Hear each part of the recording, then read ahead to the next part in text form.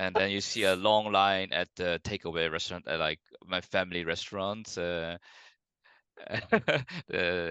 the men are coming in and buying. Oh, you also are buying a meal for the family because it's Mother's Day. Like, oh yeah, yeah.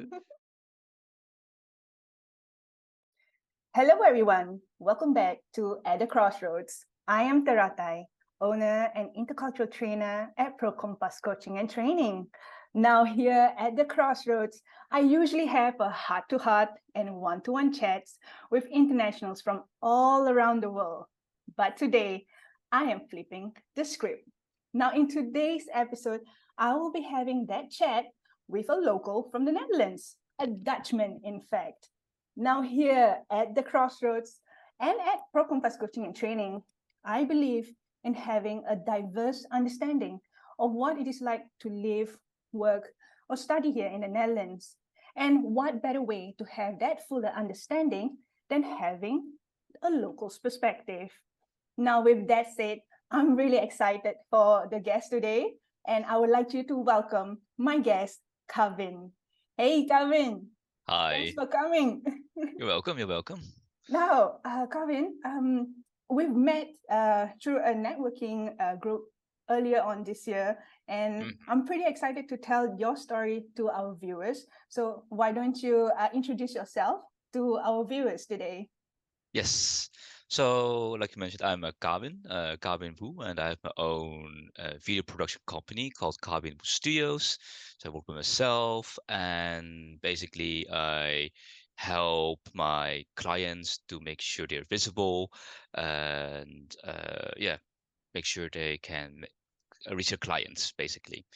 And yes, basically, I am not a typical Dutch person, you can say, as you can see as well, because even though I'm born here, my roots are from Southeast Asia, Hong Kong and China. My parents are from that area. And yeah, as you know, if you are brought up in two different cultures, you might have some different cultural experiences. But that is quite nice because you can see the best of both and make use of that, basically. Yeah, precisely. And I really liked it that you shared about your background of coming from Southeast Asia and your parents came to the Netherlands. And when was that period? Oh, it's quite a long time ago. I think first it was my grandfather in the 1970s, probably, and then my parents came around end of 1970s or early 1980s, Hmm. and they met each other in Leiden, basically. And yeah, that's how I was born later. Yeah. And, being somebody who is not what we think typically Dutch, what was it like growing up in the Netherlands for you? So it has its ups and downs, of course. And the good thing is that you can share stuff to your, schoolmates that are not typical for them, like food or something new. Back then, like anime was not a thing here at all, but I was Mm. already hooked up because of my background. And you show them, and some love it already, and some don't care about it. And now it's just a mainstream thing as well, so it's kind of funny. And food wise, the Dutch food is might be quite boring.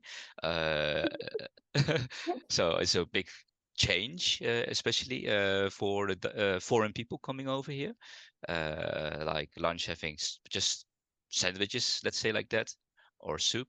Uh, but if you look at the kitchen of the Southeast Asia or Chinese kitchen. So it's a huge lot of variety, which is quite different. So it's quite funny to compare that with my Dutch classmates back then. Yeah, you're not the first person who talks about food when people come on onto the show. Everybody talks about food and they talk about how the Dutch culinary delights is we need to manage their expectation about that. And somebody like you who come from a Chinese heritage, right? Oh How yeah. would you rate the Chinese cuisine here in the Netherlands? Uh, well, there are some different places. So you have the typical uh, Dutch, Chinese, Indonesian food. Right. So those are really westernized or Dutchified Chinese food. And some of them are okay. The main dishes are because I grew up with it, and I also work in a Chinese restaurant because of my parents and family. Um, I give them like 5.5. It's okay. I But like it. yeah, but if you go to a typical, real, authentic cuisine, like in The Hague, you have a lot of real Chinese food restaurants or dim sum restaurants. Those I can really give it a 9. Oh, nice. This is a real good review, okay, coming from a Dutchman himself. So, guys, if you are looking for food recommendation, here, Kawin, all right? Go Den Haag.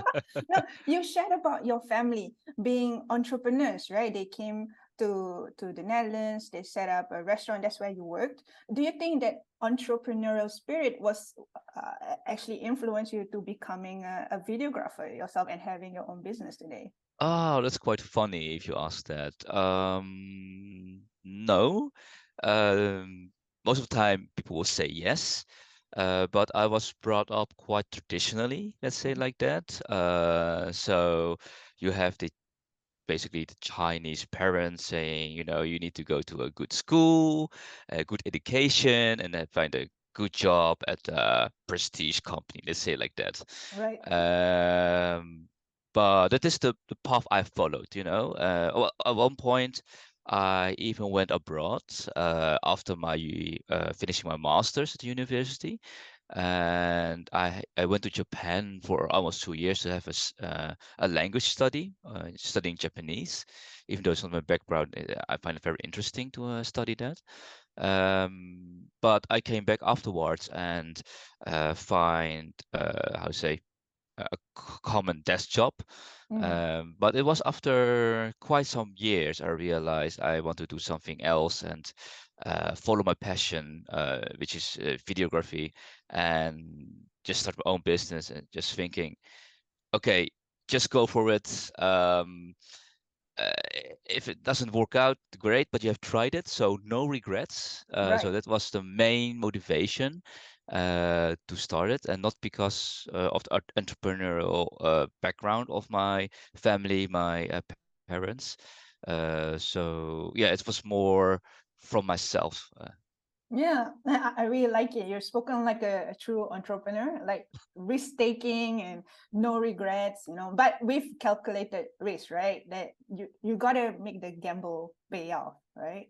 And Yeah, yeah, I was thinking as you talk about having a desk job, and I also understand when you had that desk job that you also travel a lot, right? And you shared about your time studying and working in Japan.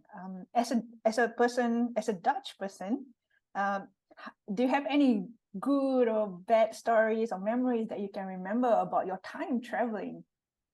Oh, yeah. So I think studying Japan was a great positive thing for me because I used to be very shy and introvert, and nothing wrong being introvert, but I was not really outgoing. I don't really find things and go out by myself. But when in Japan, I was just getting more open up, Right. getting more experience from outside, and that's the my gateway to discover myself basically and develop myself to the person I am at the moment. So that is yeah, very good experience for me at the point. Of course, you have some cultural differences, Right. and uh, when I was in Japan studying over there, because I was grown up in the Netherlands, you Mm. have that directness somehow with you. Um, Basically, I am not direct in the Netherlands, but I was quite direct in Japan.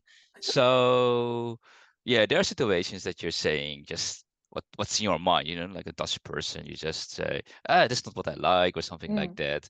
And then you have some awkward situations like, oh wow, uh, Japanese people are not like that, like, talking straight, but just in a very roundabout or not Right, direct at all.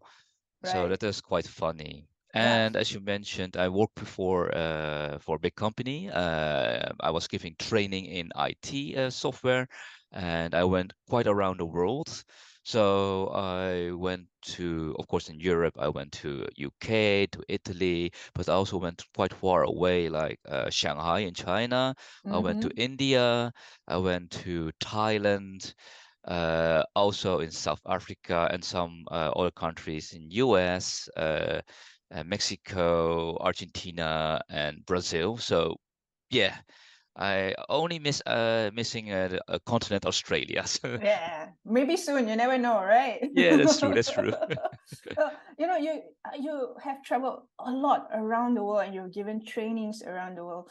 Was and and you say yourself, you're quite Dutch. You say what you mean, and you may not seem as direct here among the Dutch population, but when you're across the border, Oh suddenly yeah. people like, oh, he's quite direct. Like, and we had a conversation before, right? We talked about you taught me this tatemai and Tatamaya. honor, tatemai and honor. I don't know whether I pronounce it correctly. Hono. How do I pronounce it correctly?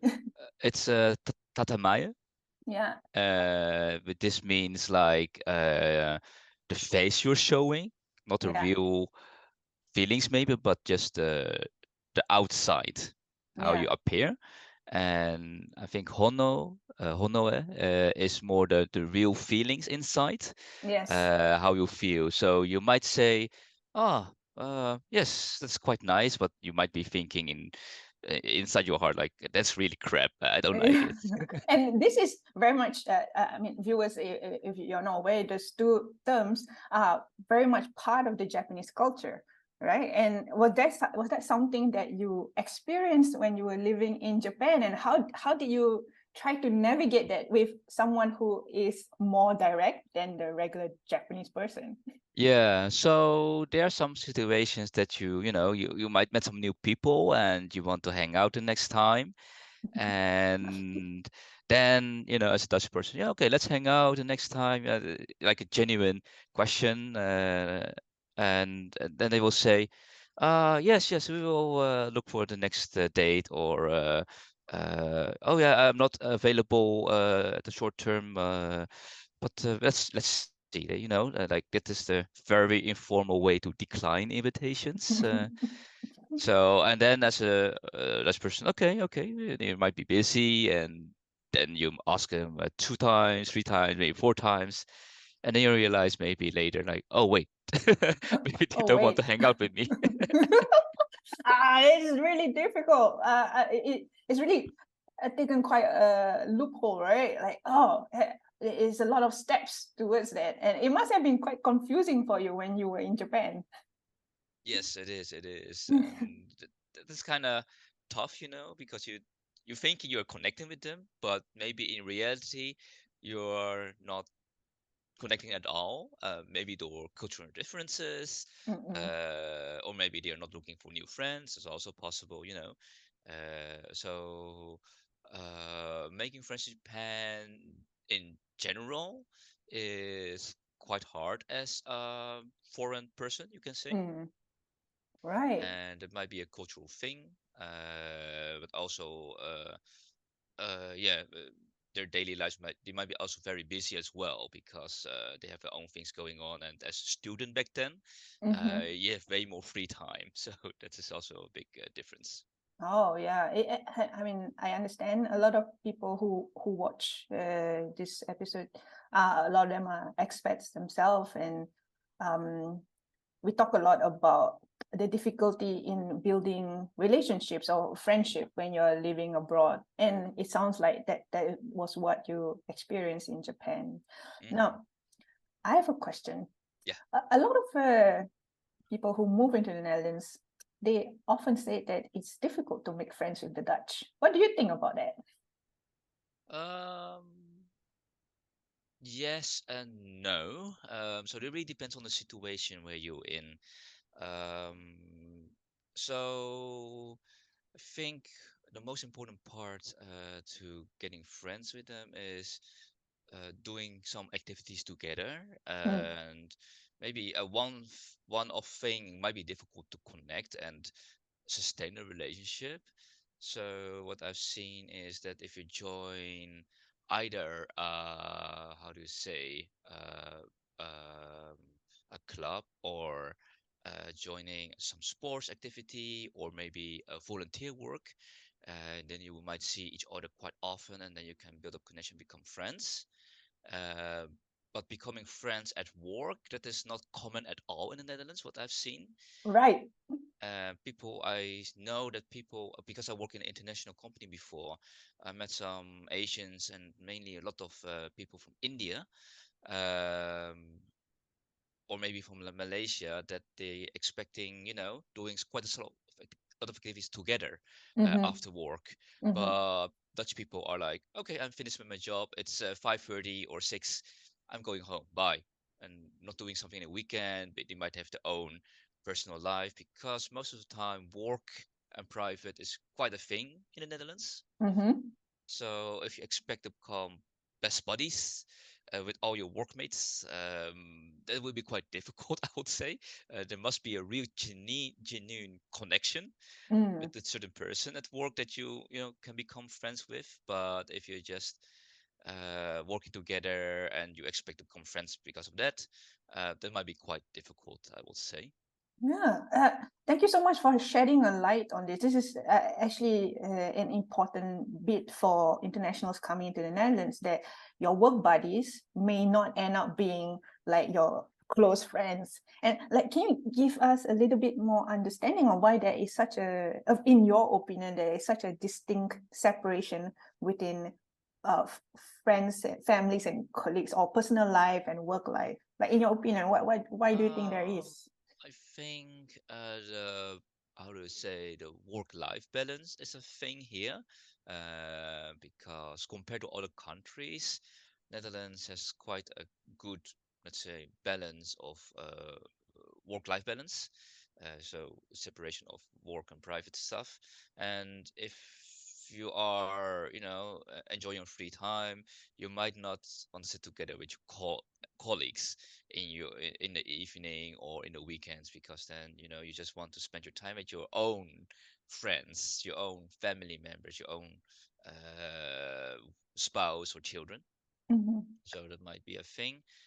And if you are coming from abroad, um, you might not have the connection yet, and then you try to how do you say, squeeze in of the Yeah. existing life of the Dutch persons, and it might be very intrusive.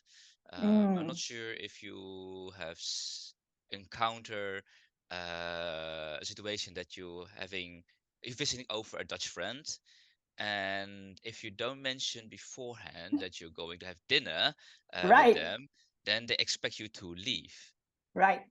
before dinner, and they won't ask you. They will say, "Okay, thanks for having us. We're going to have a dinner soon, so bye."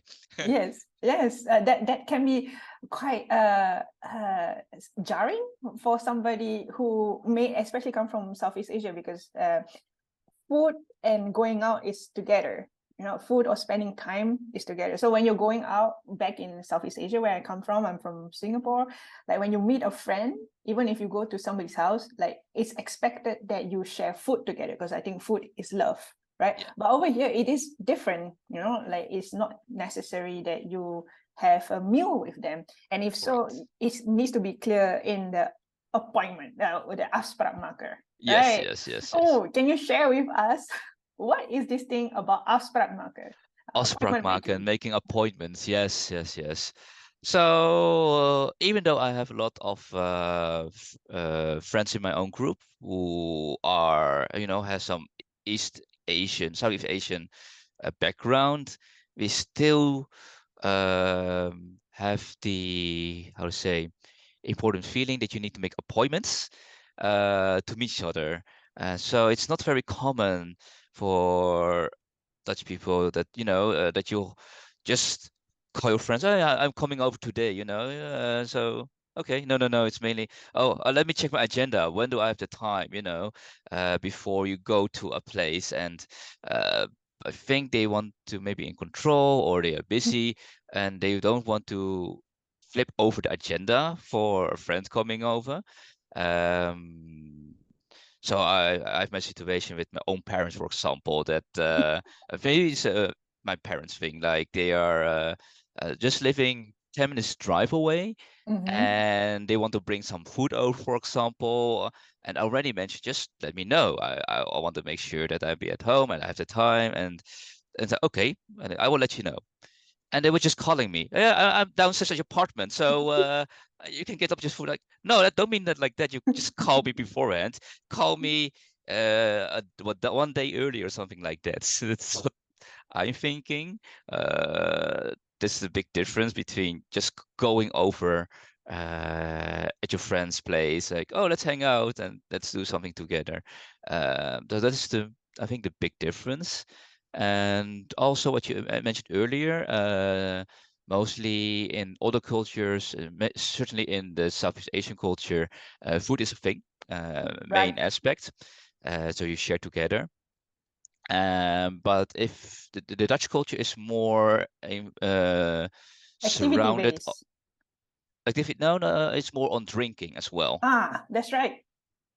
So if you like drinking or want to hang out with the Dutch people, just having some beer or wine, I think that is also a great way to connect with them as well. Because the Dutch people like borrels in general. Yes.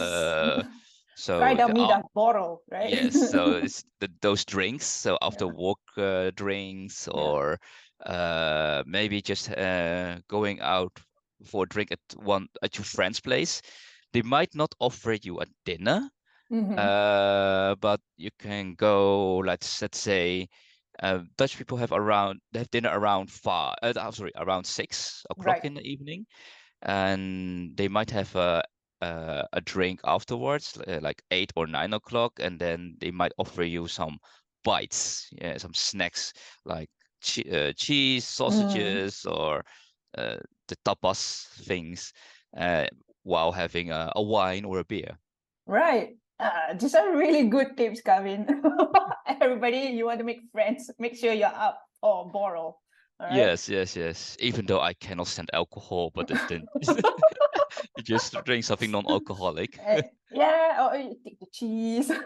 There's now 0.0, right, percent of Yes. alcohol drink, so it's okay. We all make our way around it. We try to navigate.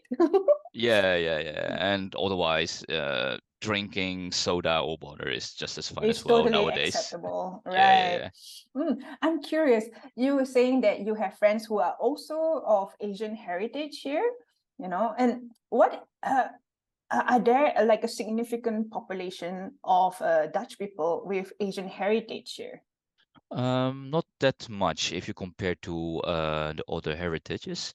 Mm-hmm. I think the biggest chunk of the Dutch migrant backgrounds, you can say like Right, that, are either from Morocco and Turkey, right. and also from Indonesia and Suriname because of the The colonial history, history. Yes, right. but the let's say either the Chinese or Southeast Asia background migrants, there's significant less, we can say. Mm, right. And because it is significantly less, so you grew up not seeing a lot of people who look like you. Yes, that's correct. Yeah. How is So, that like? Yeah. when I was young, it was quite difficult. Certainly at the elementary school, I was being bullied because I was Right. looking different. So that was one thing. But it's also depending on your school because the next school, elementary school I had was great because they really Better. uh, curious and also your background doesn't really matter. So that was a great thing. But at some point, you're realizing, yeah, because we that point we don't really have internet back then. Yeah. It's not easy Different to, times. have Facebook or Instagram to find people who are like-minded or like you. And when I was at the university, it was a first point in my life, like, oh wow, there are so many people with Chinese backgrounds, you know. So I certainly in the first 2 years, I hung out quite a lot with people with some Chinese or Cantonese background. Right. So then, you know, you have the same things to talk about, like food. We're going to those dim sum restaurants after school, after colleges. So this was quite nice. And, you know, having someone to talk with the same cultural background is quite nice, to be honest. Right. You feel the connection. And afterwards, they were, most of them are clinging together. But I went more to the Dutch side, let's say like that, Mm-hmm. because in my feeling, I don't want to be just clustered in the uh, Chinese or East Asian bubble, let's say like that, Mm-hmm. because I have a feeling when you live in Netherlands, it's also good to make sure uh, to have other influence, different groups, to Right. make sure you can understand and live in this society, basically. Right. I totally understand you. I grew up as a minority as well in Singapore. I'm considered a Malay back in Singapore, and we only made up of perhaps 15-20% of the entire population, and that's Mm. already considered big. But I understand what it feels like to grow up as a minority. And then I grew up and then I moved to a country, then I become like a super minority, and you have to deal with having to navigate through different cultures every day. And at some point of time you kind of get it how to move between different groups, right? You can be with your own group who shares the same ethnicity or background with you, but you are also comfortable with different groups of people. And Yeah, right. Would you say that is the story of minorities here in the Netherlands? Yeah. I think that's the case indeed. And if you're, of course, open for it, then it's so much easier to talk with different people from different backgrounds, different countries. And also, you have more understanding, emotional Yeah. so EQ to understand where they're standing, and then you might connect Yeah. easier on that way. Yeah. And you're also aware of being sensitive Yeah. because you know how it feels like to be, treated differently. So you have more empathy towards others who are different as well. And I imagine Mhm. it also comes very useful as a as a videographer, right? Because of Oh all yeah, the yeah, different yeah. perspectives coming in. So not only on the how do you say it, my style, but I get quite a lot of positive influence from movies. Of course, it might be the Western movies like what you see in the cinemas at the moment. But like I'm a big fan of Marvel, so Of course. uh, that's quite nice. But also from the anime style. Yes. So I started out as a videographer because of cosplay. Very Um, cool. yeah, was not cosplaying, but I went to cosplay events, and I was first starting out as a photographer. So, you know, making pictures of cool costumes, people in very cool poses. But I was feeling that I was missing something. So I was trying to find what it is, and then I was, oh wait, I want to make the combination of music, sound, and with the visuals. So that's how I rolled into videography. Nice. Yeah, And perfect combination, right? yeah, that's how I started out making cosplay music videos. It's a thing in that niche. And people were somehow very positive because I took a lot of inspiration of anime openings, the good Right. ones, they say like that, that you have a short video catching music and then showing people the cool stuff. Yeah, it sounds like, well, anime is also very much an Asian influence, right? So yeah, I can hear from your story that, the influences of your life, it just comes together perfectly in who you become today. It's pretty cool. Yeah, I never expect to be my own, how to say, have my own company, being because I used to be very risk averse, like Mm. most Asian Asian countries. background. I totally understand. Like, be safe, work for a big company, and you have a stable income and that kind of stuff. So I used to be very risk averse, but at one point I was thinking, no, no, no, no. You might be risk averse, but you might be missing out a lot of different things. Right. So as I mentioned earlier, try to live a life without regrets. Indeed, that's very true. Now, coming back to your background, as a Dutch person with Asian heritage, and we talk about Netherlands, and oftentimes we talk about the festivities in the Netherlands. For someone like you, right, a Dutch person with an Southeast Asian heritage, are there any particular national festivities that are important to you that you do celebrate? I think I only have one at the moment, which is the New Year's Day. Let's see, the New Year celebration. So December 31st, and The out and new, right? That's what it's called. yes, Yeah. the out and new. Yeah. So celebrating the new year. So that is mainly because of my family. Normally my family, my parents are working also on the national holidays because they have a Oh. restaurant. Yeah. Oh, difficult. So yeah. So I used to work in a restaurant as well. So you don't really celebrate Christmas back then, or Easter, or that kind of holidays. But the only holiday I basically have really celebrated is the out and new, so the New Year's. How do you Uh, celebrate it? so uh, basically, we will go to the restaurant of my family, where we together with my aunts and uncles, cousins, and we will have a big feast dinner, starting around 8 or 9 o'clock in the evening, because this is the restaurant time for the people to eat over there. Let's say Yeah. like that. And after that, we just have a quite nice chat or playing games.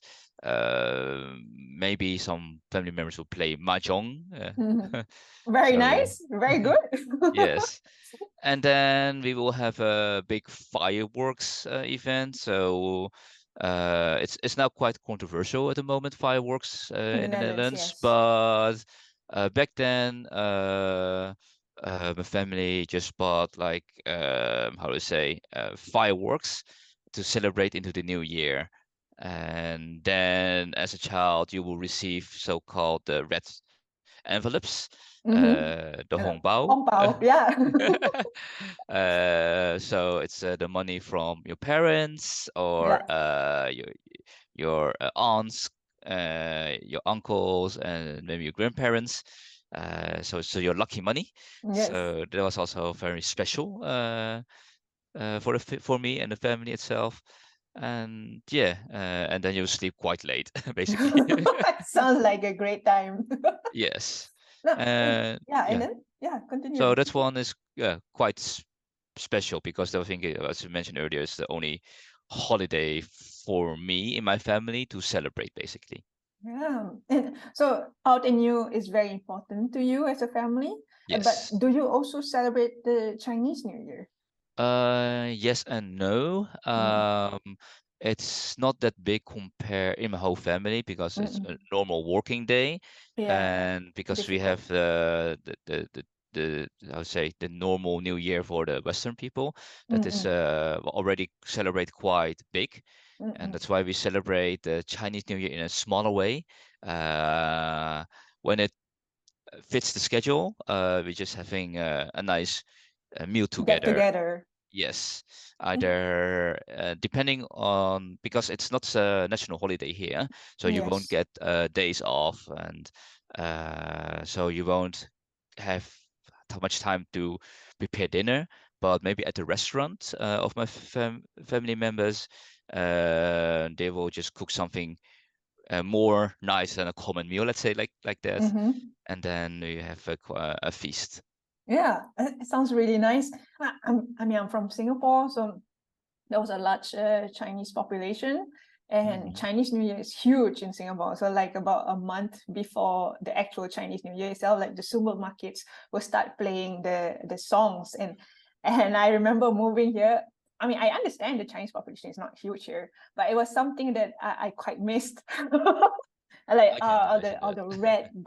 the red decorations and all the lion dance. But I did manage to catch the Chinese New Year celebration in Den Haag, in The Hague before at Yes. the municipality. And I'm like, oh yeah, of course. There's a larger population of the Chinese there in The Hague as compared to where we are in Leiden. So that was a difference that like I immediately picked Certainly up. in the Chinatown of the big cities like Amsterdam, Rotterdam, The Hague, then you can definitely see the celebration over there. Yeah, it's different, and I have gotten used to it. I mean, I live here now for 6 years, and I'm like, it's pretty cool. It's different. Yeah, yeah, yeah. Now, talking about that, that this episode will be released just before Mother's Day, Yes, and yes, then I yes. wonder, are there any like how is it celebrated here in the Netherlands? Yeah. Yes. So in general, there are different ways to celebrate it. So Mm-hmm. one is that the children or the husband are making the breakfast and bring the breakfast to bed. It's also a thing, depends really on the person if they like it or not. And just giving out presents. The children might indeed make something from the elementary school, or they might, Oh, sweet. yeah. So it's very common for elementary school, especially in the younger years. They, make a drawing or crafting something nice, flowers from paper or a clay figure whatsoever for the mom. So this is what is quite common over here. And then basically the mom does not have to cook. Uh, there's still a lot of traditional families where the mom cooks a lot, but it's more men at the moment. Mm-mm. But at that day, the man will cook or with the children, or what I've seen as well because I'm working at a restaurant as well, the fathers won't cook; they go get takeaway. The forest. Sorry, what Oh, did you say? the husbands, the men Yeah. will not cook, Uh-huh. but they will go out and get takeaway. Yeah, it's the one day that the moms don't need to cook. Yes, yes, yes. And then you see a long line at the takeaway restaurant, at like my family restaurant. All the men are coming in and buying. Oh, you also are buying a meal for the family because it's Mother's Day. Like, oh yeah, yeah.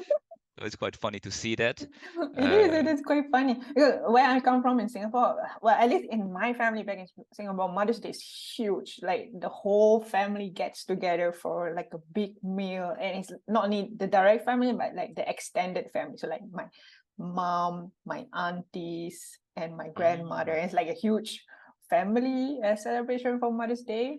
mm. And when I first moved here, I was like, oh, it's quite muted.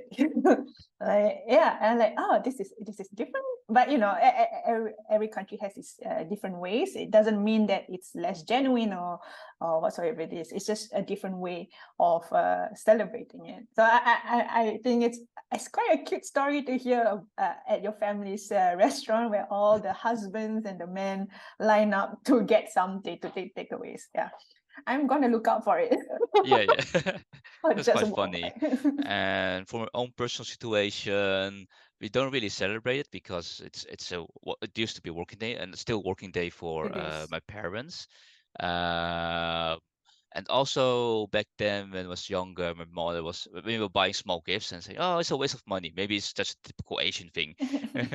And I just was still in our mind, but I think in their heart they still want a present. So even though they say no, just giving something nice, it's what they hope. Yeah. And sometimes I forget. Maybe it's a male thing that it's more the daughter's responsibility because I have a little sister as well. It's taking more of the presence of my mother and my father. I really, really like your stories. I think they're really funny and they're genuine. Unfortunately, I have to round off this interview because I will go on talking with you and then we will never end this. I can Now, understand. like last few questions, like, okay, what are some of your top advice for people who are thinking of moving to the Netherlands or just moved here? Yeah. So make sure you know the cultural differences here, and that if the Dutch people might be direct, it's not I would say in a negative way because they are quite honest, Mm-mm. and sometimes it's quite nice that you know from the beginning if someone want to hang out with you or not, or they like you or not. You know, Yeah, they will tell it yes, to you. yes, yes, yes. I don't like you. You know. Yeah. So that's a good thing, and don't be offended by that. Because of that, it might be easier or know how you find friends in that Yeah. way, and also be aware, at least from the Southeast Asian, um, I would say, backgrounds of countries, that the shops in general close quite early. So after your work, you might think, oh, I will go out shopping and do some nice. But most of the things are closed, Yeah. besides restaurants. So you might be quite bored in the evening You're right. if there's not much activity. But there is one day in a week they're open for a longer time In the evening. Yeah. in One the day in a evening. week. Yes, Yeah. yes, yes. That's called koopavond, the Yes. purchase evening. Yeah. And this is a thing that you need to get used to because then you're more hanging out with your own family if you're moving to the Netherlands with your own family. Uh, or you need to, you know, have same group of friends coming over that you can still hang out with. Or go to the, how to say, so-called verenigingsleven, that you have Right. some activities, join some club, do some, you know, sports, this, uh, so you still have the connection with the people in the evenings. Right. Yeah. I think those are really good tips. All right. Yeah. Especially about the Cope Avon. It's not something that is not been talked about for on the show. So Mm, yeah, that is a really good advice. Like if you're living in the city of Leiden, where we are right now, the Cope Avon is on Thursday. Yeah. So Thursday yes. evenings, like even the gemeente, the municipality office is open. So yeah, so if you need to do your shopping, just find out when is your Coop Avon in your city. Yes, yes, yes. Then at least you know can still buy some stuff that you need Yeah, in the evenings. So yeah, that's a good thing. Or arrange some things at the municipality office. indeed. Otherwise, you can never arrange, I would say, a driver's license if you are never, yeah, if you're working throughout the week. Yeah. Do you have any message for your family or friends from around the world before we cap this off? Um, Maybe to some friends I have in Japan, if they're looking at this, if you have the time, especially come over to the Netherlands because it's quite nice and easy travel. And once you're in the Netherlands, you can travel to other European countries as well, Yeah, that's the best Germany, thing. Belgium. It's Netherlands so small, so you can just travel easily to different countries. And to the friends around here, I would say, yeah, have a look at this video because it's quite nice. And yeah, let's hang out more because sometimes I'm focusing way too much on my work. I forget about that, and it's good to hang out together and have fun. Yeah, finally, we're gonna have sun in a bit when the Yes, weather turns. Thank you so much, Kawin. And for those of you who are looking for a videographer or a video strategist, Kawin is here for you. Details of his business and himself are down in the bar below. And Kawin, I would like to thank you very much for being part of this episode. It has been fun for me. So I hope it has been fun for you and as well for the yes. viewers today. And for that, we'll see you in the next episode. Bye. Bye.